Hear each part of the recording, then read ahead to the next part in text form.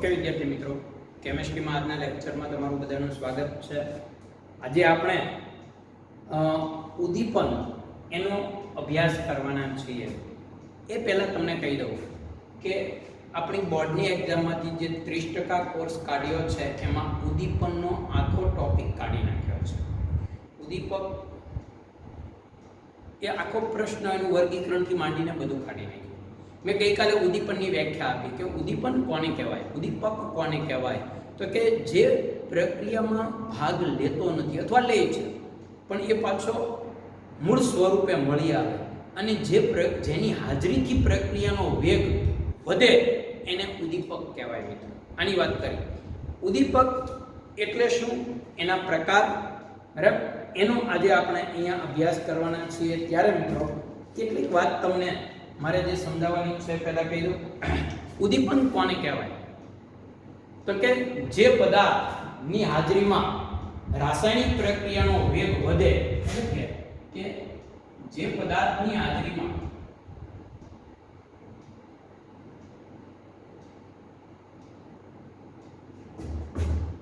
રાસાયણિક પ્રક્રિયાનો વેગ વધે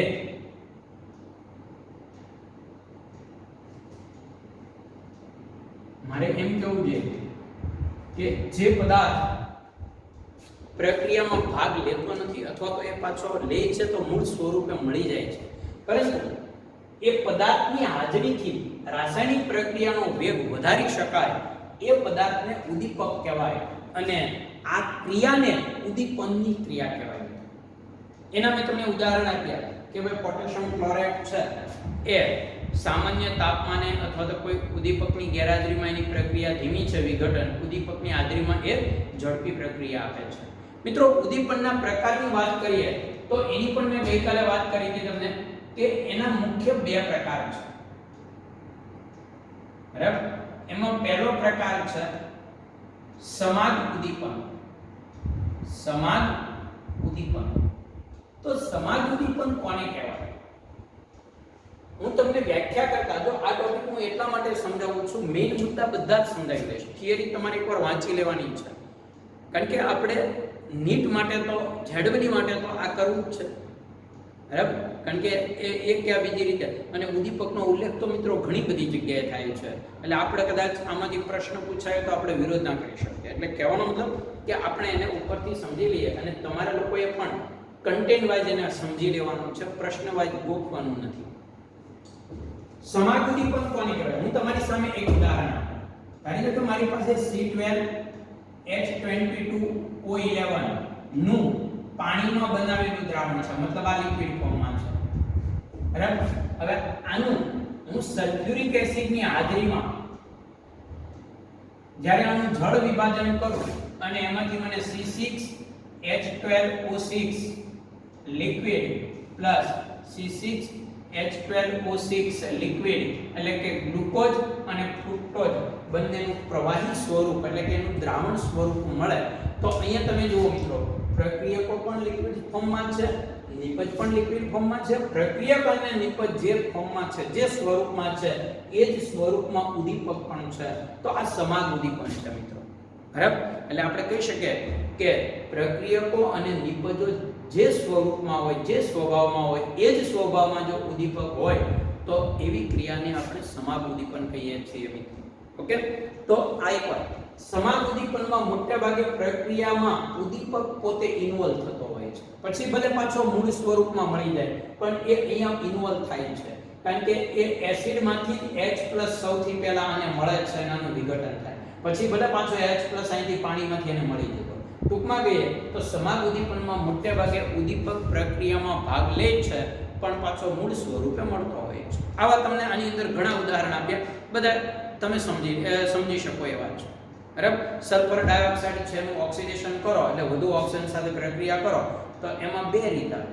એક નાઇટ્રોજન ઓક્સાઇડની હાજરીમાં કરશો તો સલ્ફર ટ્રાયોક્સાઇડ મળશે, બરાબર. અને એક સંપર્ક વિધિ છે એમાં આપણે મોટા ભાગે વેનેડિયમ પેન્ટોક્સાઇડનો ઉપયોગ કરીએ છીએ. મિત્રો બે રીત છે, બરાબર. તો એ ઘન પદાર્થ છે એટલે વિષમાગ પણ છે અને સમાગ ઉદ્દીપન પણ છે. એટલે આ ખાસ યાદ રાખીએ. લેડ ચેમ્બર વિધિ જે છે, સલ્ફર ડાયોક્સાઇડ SO2 ગેસ ની O2 સાથે તમે પ્રક્રિયા કરો કોની તો કે નાઇટ્રોજન ઓક્સાઇડ ઉદ્દીપકની હાજરીમાં તો સલ્ફર ટ્રાયોક્સાઇડ તમને મળશે બરાબર તો આ પદ્ધતિને લેડ ચેમ્બર વિધિ કહેવાય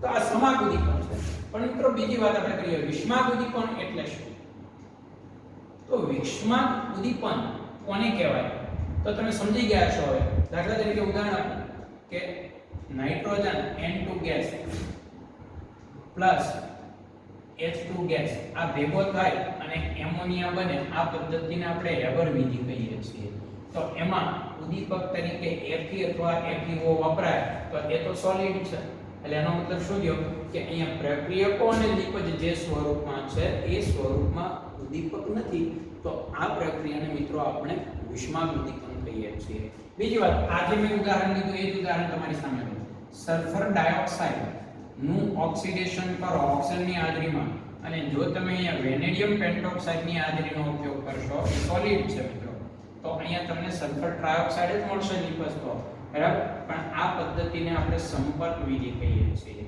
તો આ પદ્ધતિ બદલાય ઉદ્દીપક બદલાય એટલે ખાસ ધ્યાનમાં રાખો સમાગ અને વિષમાગ ઉદ્દીપન એટલે શું મિત્રો અહીંયા વાયુનું ઘન ઉદ્દીપક દ્વારા ઉદ્દીપન થાય છે અહીંયા વાયુનું ઘન દ્વારા થાય છે તમે એક ખાસ નોંધ કરો કે અહીંયા ઘન ઉદ્દીપક છે એ આ વાયુ સાથે પ્રક્રિયામાં ઇન્વોલ્વ નથી થતો એ તો ખાલી આ બે વાયુઓ છે જે પાત્રમાં રખડતા ભટકતા છે એને પોતાની સપાટી ઉપર ભેગા કરે પ્રક્રિયા કરવા માટે ભેગા કરે છોડા જેવું છે કે કોઈને કોઈ જગ્યા વેચવી હોય અને કોઈને લેવી હોય તો એ બેયને ભેગા કરવાનું કામ દલાલ કરે બાકી આપણે સીધું કામ કરીએ ને તો કોઈ દિવસ ન પરવડે કારણ કે મારું મકાન છે તો હું 80 લાખ જ કહું પછી હવે ભલે 60 લાખ મતલબ તો બીજો મકાન જોવા હોય ની સાંભળી જાય છે એટલે ઘર ભેતો થઈ જાય એ મારું સાંભળે નહીં સમજી ગયા આખી વાત તમે આ તો જસ્ટ ઉદાહરણ છે તો એક એ વાત આપણે ખાસ સમજીએ મિત્રો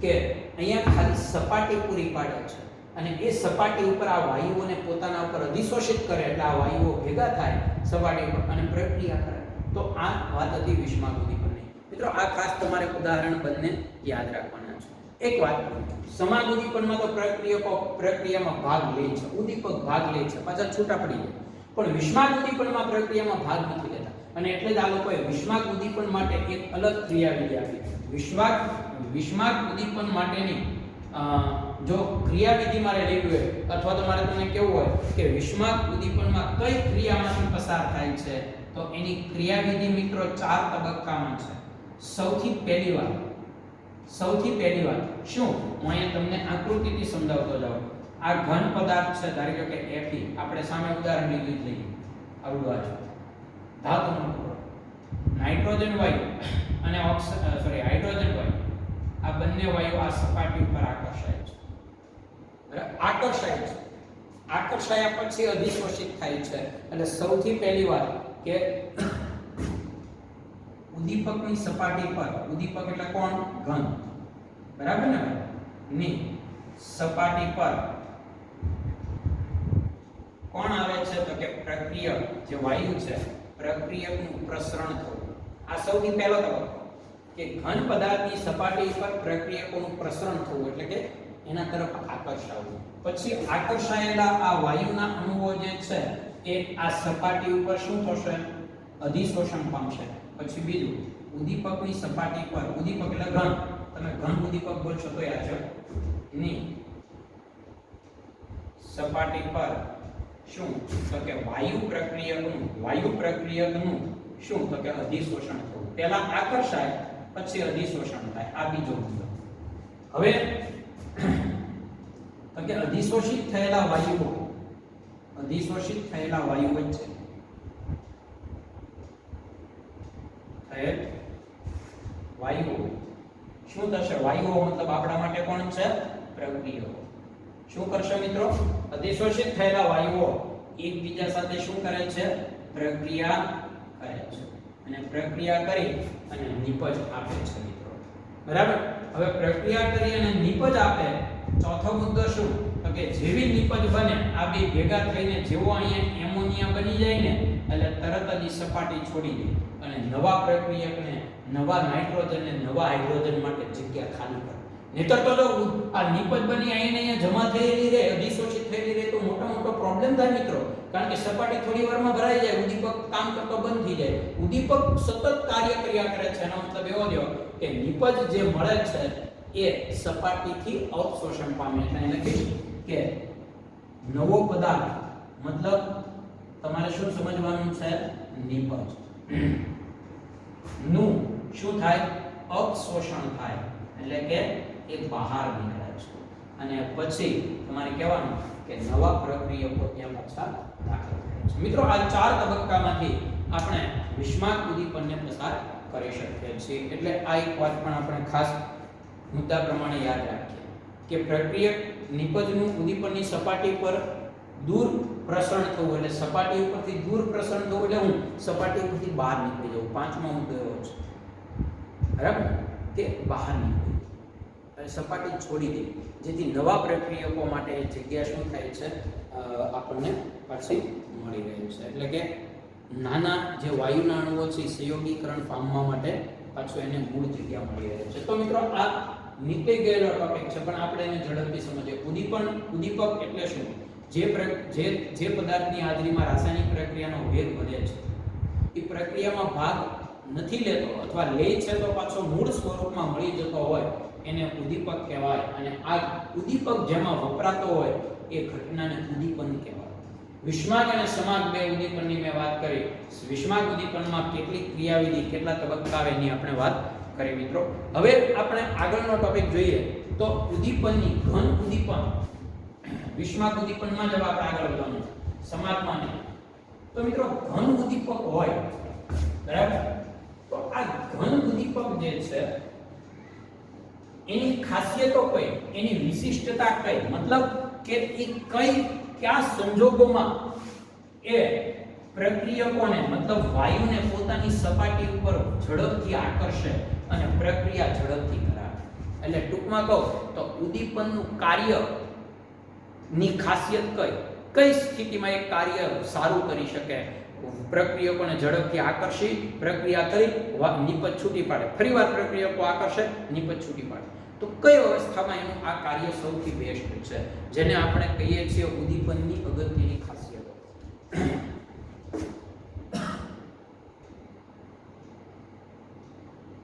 ઉદ્દીપનની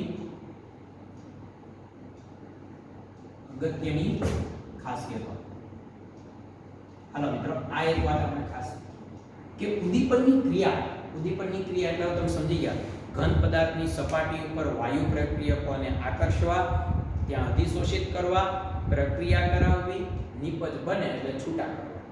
તો આ જે ક્રિયા છે એ ક્રિયા કયા પરિબળો ઉપર આધાર રાખે છે? એટલે ઉદ્દીપનની ઘટનામાં ઘન પદાર્થ કેવો હોય તો ફાયદો અને કેવો ના હોય તો ફાયદો ન થાય. તો એ વાત આપણે કરીએ. એમાં સૌથી પહેલા ઉદ્દીપકની સક્રિયતા એની અગત્યની ખાસિયત છે. તમે જે ઉદ્દીપક વાપરો છો એની સક્રિયતા એ અગત્યનું પરિબળ ધરાવે છે. હવે કેટલાક મિત્રો તરત કહેશે આ બરાબર છે, ઘન પદાર્થની સક્રિયતા એ સૌથી અસર કરતું પરિબળ હોય. ડેફિનેટલી અમે સમજી શકીએ, કારણ કે ઘન પદાર્થની સક્રિયતા જેટલી વધુ હોય, આ ઘન પદાર્થ જેટલો સક્રિય વધુ હશે, બરાબર, એટલું શું થશે તો કે એટલા વાયુના અણુઓને પોતાના તરફ ઝડપથી આકર્ષી શકે. ડેફિનેટલી છે, અમે સમજીએ કે જેટલો ઘન પદાર્થ વધુ સક્રિય હશે એટલા વાયુના અણુઓ એને સરળતાથી આકર્ષી શકે, બરાબર. અને જેટલા વાયુના અણુઓને સરળતાથી આકર્ષી શકે એટલી પ્રક્રિયા વધુ. અને આ આકર્ષવાની ક્રિયાને આપણે પ્રબળતા કહેશું મિત્રો. એટલે હું અહીંયા લખું કે ઘન ઉદ્દીપકની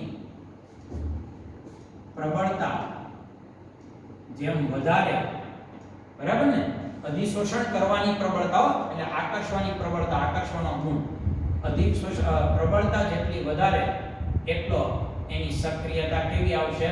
વધારે હશે. એટલી એની પ્રક્રિયા કરવાની વૃત્તિ વધુ, એટલું એનામાં ઉદ્દીપનની અસર વધુ, સમજી શકાય એવી વાત મેં તમને કરી, બરાબર.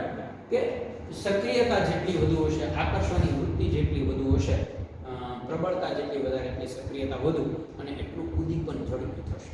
પણ મિત્રો પ્રબળતા વધારે એટલી પ્રક્રિયા ઝડપી બને, બરાબર ને? એટલો ફાયદો થાય. મેં તમને કીધું એટલા જેટલી પ્રબળતા વધારે હોય એટલો આપણને ફાયદો થાય, બરાબર?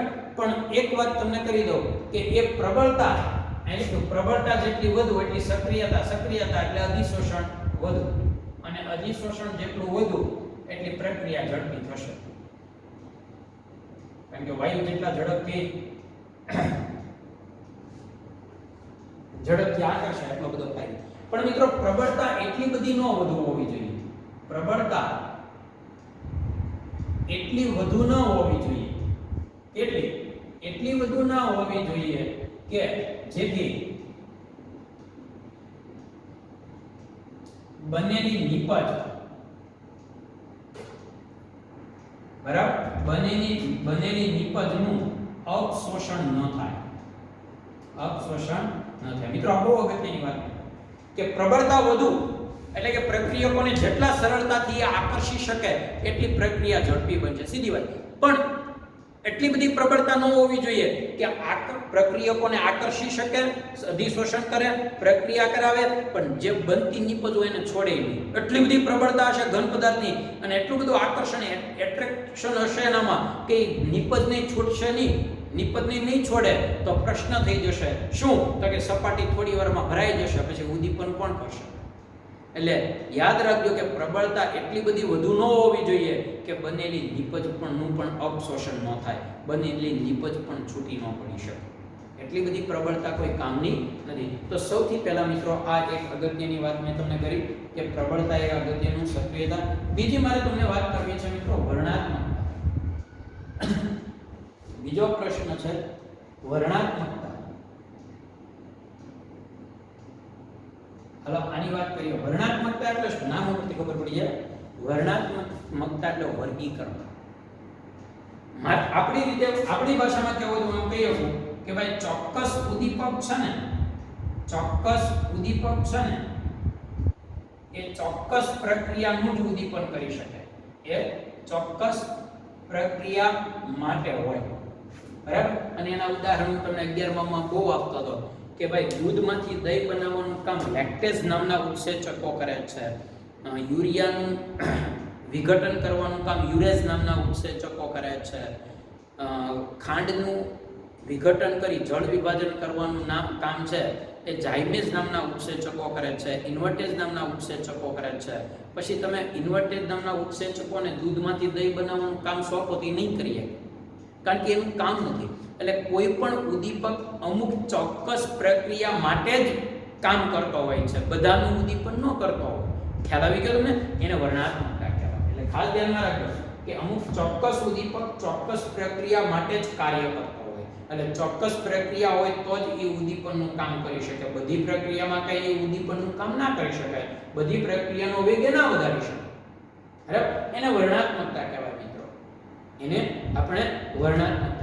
ઘણી બધી વાર એવું થાય કે એક જ સરખા પ્રક્રિયકો માંથી અલગ અલગ નિપજ બનતી હોય. એક જ સરખા પ્રક્રિયકો સમાન પરિસ્થિતિ હોય તો નિપજ અલગ આપે. યસ, કેમ? તો કે ઉદ્દીપક અલગ હોય. એટલે જ્યારે ઉદ્દીપક બદલાવાથી જો નિપજ બદલાતી હોય તો તમારે નક્કી કરવાનું છે કે તમારે કઈ દિશામાં જવું.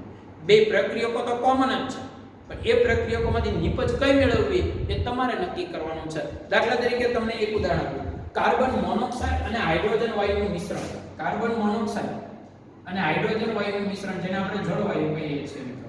હવે આ બંને પ્રક્રિયકો અલગ અલગ ઉદ્દીપકમાં પરિસ્થિતિ સરખી હોય તો પણ અલગ અલગ પરિસ્થિતિમાં અલગ અલગ ઉદ્દીપક સાથે અલગ અલગ નિપજ આપે છે, બરાબર? દાખલા તરીકે તમને કહું તો આનું જો નિકલની હાજરીમાં તમે પ્રક્રિયા કરશો,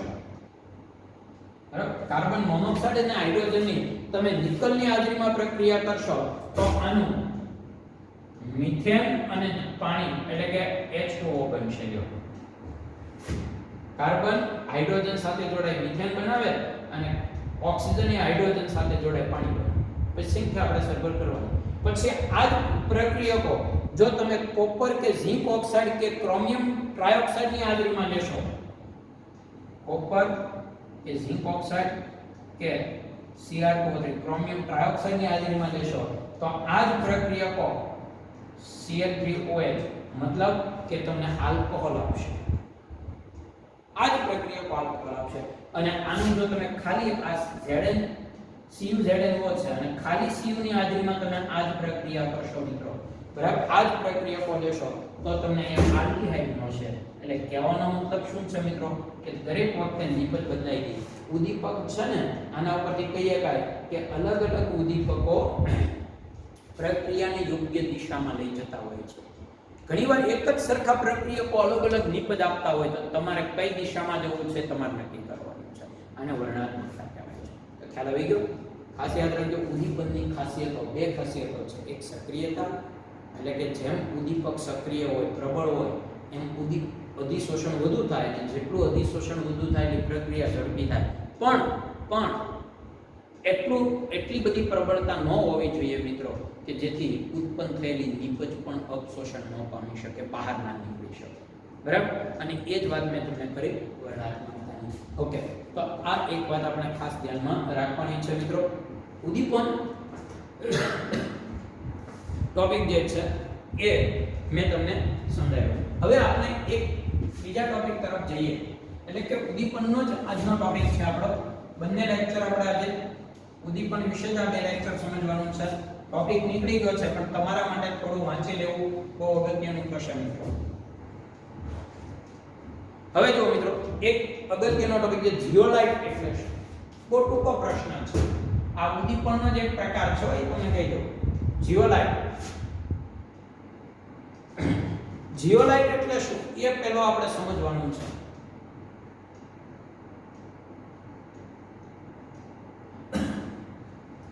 ઓકે, ઘણી બધી વાર ઉદ્દીપન પ્રક્રિયાઓ છે એ કોના ઉપર આધાર રાખતી હોય ખબર? ઘણી બધી વાર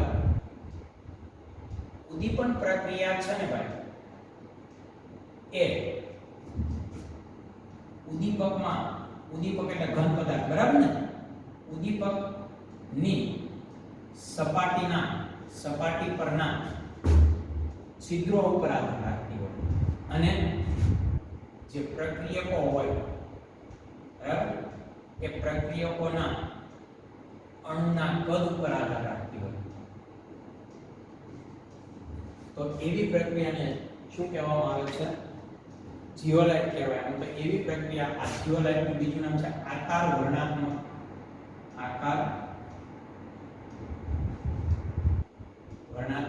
ઉદ્દીપન. આકાર વર્ણનાત્મક ઉદ્દીપન, જીઓલાઇટનું એક નામ આ છે. આકાર વર્ણનાત્મક ઉદ્દીપન એટલે શું તો તમે સમજી લો. આકાર વર્ણનાત્મક એટલે આકાર ઉપર આધાર રાખે છે, એટલે આકાર વર્ણનાત્મક છે મિત્રો. એટલે ઘણી બધી વાર ઉદ્દીપનની પ્રક્રિયા છે ઉદ્દીપકની સપાટી ઉપરના છિદ્રોના કદ ઉપર, છિદ્રો કયડા છે એના ઉપર, અને એમાં પ્રક્રિયકો જે આપણે લઈએ છીએ, એટલે કે જે પ્રક્રિયા માટે વપરાય છે એ પ્રક્રિયકો જે છે એના અણુઓના કદ ઉપર આધાર રાખતા હોય છે, બરાબર. છિદ્રો ઉપર, ઘન પદાર્થની સપાટી ઉપરના અહીંયા જે છિદ્રો હોય છે એ છિદ્રો ઉપર અને જે પેલા અધિશોષિત વાયુ થતો હોય એ અધિશોષિત વાયુના એટલે કે પ્રક્રિયકોના કદ ઉપર આધાર રાખતા હોય છે, બરાબર. તો એને આપણે આકાર વર્ણનાત્મક ઉદ્દીપન કહેવાય. અને જીઓલાઇટ છે ને એ આકાર વર્ણનાત્મક ઉદ્દીપનનું એક બેસ્ટ ઉદાહરણ છે. આકાર વર્ણનાત્મક ઉદ્દીપનનું એક બેસ્ટ ઉદાહરણ જીઓલાઇટ છે, બરાબર. એટલે હકીકતમાં જીઓલાઇટ છે ને એ આકાર વર્ણનાત્મકતાનું શું છે એક ઉદાહરણ.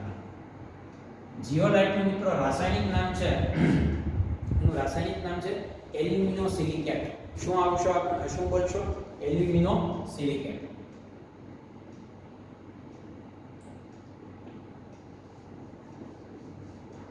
એનું રાસાયણિક નામ એલ્યુમિનોસિલિકેટ છે મિત્રો. સિલિકેટ એટલે SiO3 તમને બધાને આવડે છે, બરાબર. -2K, બરાબર ને? અહીં આપણે આમ લખીએ છીએ. હવે આ સિલિકેટ જે છે, બરાબર, એ કોના જેવી રચના ધરાવે છે ખબર તમને? એ મધપુડા જેવી રચના ધરાવે છે. મધપુડો કેવો હોય? બારીક છિદ્રો, એકબીજા આમ ઘણા બધા છિદ્રો આવી રીતે આપણે જોઈ શકીએ છીએ, બરાબર ને? આવી રીતે આમ મધપુડો હોય. ચોક્કસ ખાના, આમ ચોક્કસ તો ન હોય પણ આવી રીતે ખાનાવાળો હોય આપણે મધપુડો જોતા હોઈએ. તો આવો સિલિકેટ હોય અને આ સિલિકેટમાં અમુક જગ્યાએ સિલિકોનનું વિસ્થાપન કોના વડે થયેલું હોય? એલ્યુમિનિયમ વડે થયેલું હોય. બરાબર? એટલે અમુક જગ્યાએ એલ્યુમિનિયમ ગોઠવાયેલું હોય. ઓકે, તો આને મારે લખવું હોય તો Al2SiO, આનો વીજભાર 3 એટલે 6, આનો આપણે કેટલો લઈએ છીએ? 3 × 6 એટલે આપણે આનો મોટા ભાગે 4 લેતા હોઈએ છીએ. કેટલો લઈએ? 4. તો આનો +4, તો અહીંયા કેટલા આવશે? તો કે અહીંયા 6 અને 10, બરાબર ને? તો અહીંયા જો મારે લેવું હોય ને તો અહીંયા હું 3 લઉં ને તો મારે વીજભાર -6 તો અહીં મારે સંખ્યામાં શું કરવું પડશે? વધારો ઘટાડો કરવાનો છે. આમ તમે 10 લેવા માંગતા તો આમ લખો એલ્યુમિનિયમ સિલિકેટ. બરાબર? ટૂંકમાં કહીએ તો અમુક જગ્યાએ એલ્યુમિનિયમ છે એ સિલિકોનનું શું કરે છે મિત્રો? વિસ્થાપન કરે છે. એટલે ખાસ યાદ રાખજો કે જીઓલાઇટ એ એનું રાસાયણિક નામ એલ્યુમિનોસિલિકેટ છે અને એ મધપુડા જેવો આકાર ધરાવે છે, ખાનાવાળો. બરાબર? અને એમાં સિલિકેટ જે મુખ્ય ઘટક છે એમાં અમુક જગ્યાએ સિલિકોનનું વિસ્થાપન એલ્યુમિનિયમ વડે થયેલું હોય. એટલે સિલિકોન દૂર થઈને એલ્યુમિનિયમ ગોઠવાઈ ગયું હોય અમુક જગ્યાએ. આ પ્રકારની ખાનાવાળી રચના છે. અને મિત્રો આ ખાનાવાળી રચનાને આપણે જીઓલાઇટ કહીએ એટલે આકાર વર્ણનાત્મક ઉદ્દીપન. એટલે કેટલીકવાર ઘન પદાર્થ આવા ખાનાવાળા છિદ્રો ધરાવતો હોય છે તો એ જીઓલાઇટ કહેવાય. બરાબર? હવે મિત્રો જ્યારે આવા છિદ્રોવાળા જીઓલાઇટ ઉપરથી જ્યારે પ્રક્રિયકોને આપણે પસાર કરીએ છીએ ત્યારે પ્રક્રિયકોના અણુઓના કદ એ આ ખાના કરતા નાના હોય એટલે પ્રક્રિયકો છે ને એ ખાનામાં ભરાય છે, એટલે ત્યાં સ્થિર થાય છે અને ત્યાં એકબીજા સાથે પ્રક્રિયા કરી અને નિપજ બને એટલે પાછા નીકળી જાય છે અને છૂટા થઈ જાય છે. તો આ રીતે છિદ્રો છે એ પોતાની અંદર પ્રક્રિયકોને પહેલા આકર્ષે છે, અધિશોષિત કરે છે અને જેવી નિપજ બને એટલે એને પાછા છૂટા કરી દે છે અને આ રીતે મિત્રો કામ કરે છે. એને આકાર વર્ણનાત્મક ઉદ્દીપન કહેવાય. બરાબર? આકાર વર્ણનાત્મક ઉદ્દીપન બહુ બધી જગ્યાએ પેટ્રોલિયમના શુદ્ધિકરણમાં મિત્રો આનો જ ઉપયોગ થાય છે. સૌથી વધુમાં વધુ પેટ્રો રસાયણમાં વધુમાં વધુ ઉપયોગ થતો એવો જીઓલાઇટ જો હોય તો ZSM5 છે. ZSM5 આ સૌથી વધુમાં વધુ વપરાતો જીઓલાઇટ છે. ઓકે, તો આ એક વાત આપણે ખાસ ધ્યાનમાં રાખવાની છે મિત્રો. ખાસ યાદ રાખજો કે જીઓલાઇટ હકીકતમાં મારે આ જીઓલાઇટ હેડિંગ નો આપવું જોઈએ. આ લોકો એની બદલે શું આપવું જોઈએ? આકાર વર્ણનાત્મક ઉદ્દીપન. અહીં લખવું જોઈએ જીઓલાઇટ વડે આકાર વર્ણનાત્મક ઉદ્દીપનની સમજ. એટલે આપણો ટોપિક આકાર વર્ણનાત્મક ઉદ્દીપન છે. કેમ કે આકાર ઉપર આધાર છે. મેં લખ્યું ને કે ઘણીવાર ઉદ્દીપનની ઉદ્દીપન પ્રક્રિયા છે ઉદ્દીપકની સપાટી પરના છિદ્રો અને પ્રક્રિયકોના અણુઓના કદ ઉપર આધાર રાખે છે, એટલે એને આકાર વર્ણનાત્મક ઉદ્દીપન કહેવાય. અને જીઓલાઇટ એ સારામાં સારો આકાર વર્ણનાત્મક ઉદ્દીપન છે. એનું રાસાયણિક નામ આ છે, કેવા આકારનું છે, કઈ રીતે કાર્ય કરે છે. ઓકે મિત્રો, તો આ એક વાત આપણે ખાસ ધ્યાનમાં રાખીએ. તો આજના જે આપણા ટોપિક સમજ્યા છીએ મિત્રો એમાં અહીંયા સુધી રાખીએ આપણે. બરાબર? હવે પછીના લેક્ચરમાં આપણે ઉદ્દીપન આજનું હું તમને લખવા નથી આપતો પણ મિત્રો 1 થી 2 વાર વાંચી લેવી થિયરી સહેલી છે. બરાબર? પરીક્ષાનો આપણી બોર્ડની પરીક્ષાનો મુદ્દો નહીં બનાવીએ પણ નીટ જેડબલનો મુદ્દો આપણે જરૂર બનાવીશું. ઓકે.